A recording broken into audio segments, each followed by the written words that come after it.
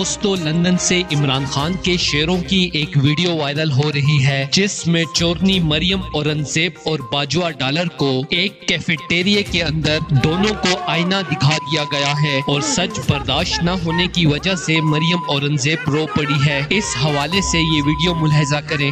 मरियम औरंगजेब है, organic shop पे एक कॉफी ली है।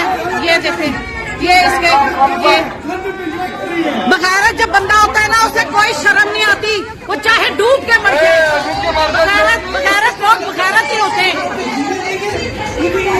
मैं तो कह रही हूँ, ये एक्शन देखो जरा, एक्शन देखो जरा। सारी बातें छोड़ो, इसकी सारी बातें छोड़ो।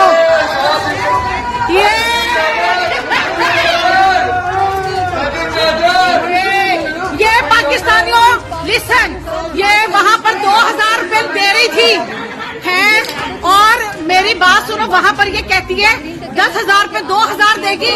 यहाँ पर तो ये पाकिस्तानियों का पैसा, मुसलमानों का, ये जनाब जी उन लोगों का, ये बेशर्मी। ये देखें, बगैरती देखें आप, बगैरत देखें, बगैरती की हद देखें आप। पता है क्या, ये लोग है ही बगैरत, ये अवाम है ही बगैरत।